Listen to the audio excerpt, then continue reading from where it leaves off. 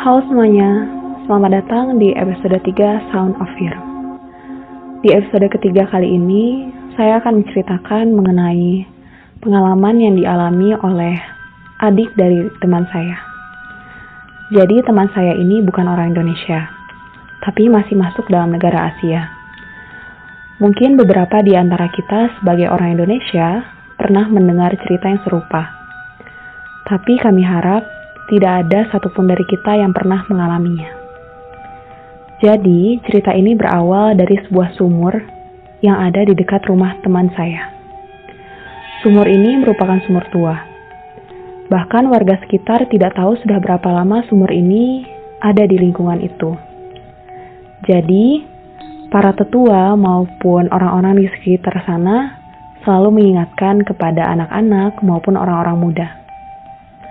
Jangan pernah meludah ke dalam sumur tersebut. Begitu kata mereka. Larangan itu merupakan larangan yang paling utama. Tidak ada yang boleh meludah ke dalam sumur itu. Jadi, teman saya punya adik.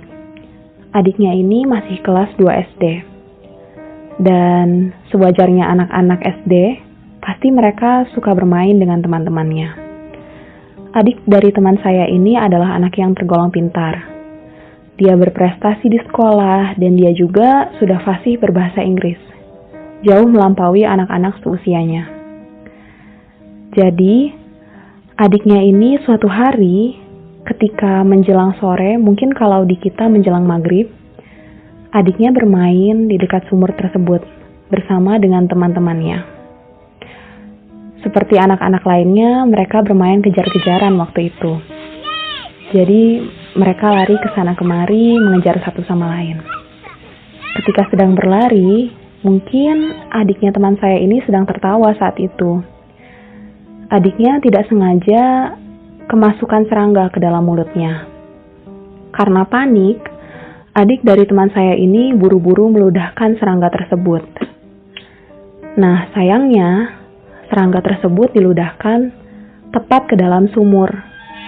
Ya, kalian benar. Sumur tua yang sudah sejak dulu berada di lingkungan tersebut.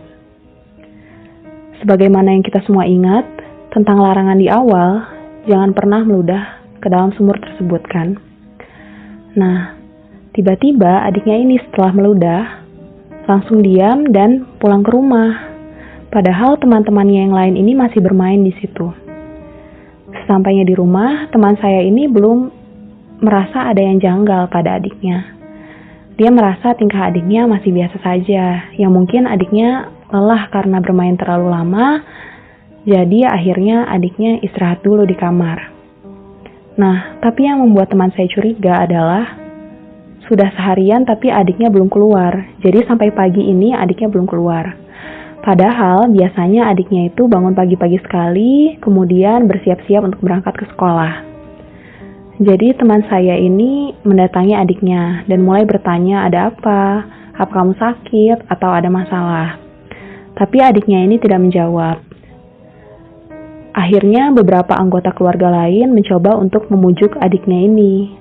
Bertanya pula mereka tentang apa sih yang sebenarnya terjadi. Tapi karena tidak mendapat jawaban, akhirnya mereka mencoba untuk bertanya pada teman-temannya. Jadi mereka tanya ke anak-anak itu, kalian lihat nggak kemarin adikku ini kenapa? Kata keluarga dan teman saya ini. Oh, kemarin dia ngeludah ke dalam sumur itu, kata temannya. Nah, karena keluarganya sendiri tidak ingin berpikir negatif, mereka mencoba untuk membawa adiknya ke dokter. Setelah dibawa ke dokter, setelah dilakukan medical check up, ternyata adiknya ini baik-baik aja, gak ada masalah sedikit pun. Tapi anehnya ini adiknya ini masih belum ngomong, dan tatapannya seperti kosong, seolah-olah jiwanya itu terperangkap dalam tubuhnya sendiri. Akhirnya, teman saya ini mencobalah untuk melakukan berbagai upaya untuk menyembuhkan adiknya, termasuk dengan membawa adiknya pada orang yang memiliki kemampuan indera keenam. Nah, disitulah teman saya mendapat kabar bahwa ternyata adiknya ini terkena semacam kutukan karena sudah meludah ke dalam sumur tersebut. Jadi, ternyata penghuni yang ada di dalam sumur ini marah karena adik dari teman saya ini meludah ke dalam sumur.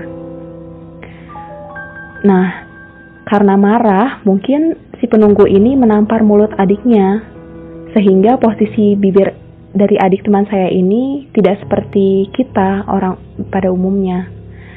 Jadi bibir atasnya tidak berada pada posisi yang sama dengan bibir bawahnya, jadi tidak bisa menutup dengan sempurna. Nah, karena ditampar inilah, adik dari teman saya jadi tidak lancar berbicara. Terlebih lagi, kelihatannya tatapan dari adik teman saya ini selalu kosong. Seakan-akan jiwanya terperangkap dalam badannya.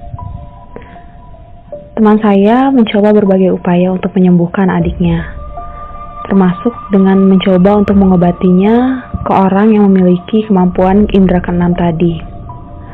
Tapi setelah melakukan berbagai tahap pengobatan, masih belum ada kemajuan. Akhirnya, teman saya dan keluarganya sepakat untuk melakukan terapi bicara terhadap adiknya ini. Dan syukurlah, akhirnya adiknya perlahan-lahan mulai bisa berbicara kembali. Tapi memang tidak bisa berbicara normal seperti dulu. Jadi, antar kata dalam satu kalimat itu jedanya lama sekali. Tapi teman saya dan keluarganya sudah senang karena setidaknya ada kemajuan. Beberapa tahun setelahnya, adiknya mulai dewasa dan akhirnya sekarang sudah menikah. Ia berhasil menemukan orang yang benar-benar mencintai dan menyayanginya.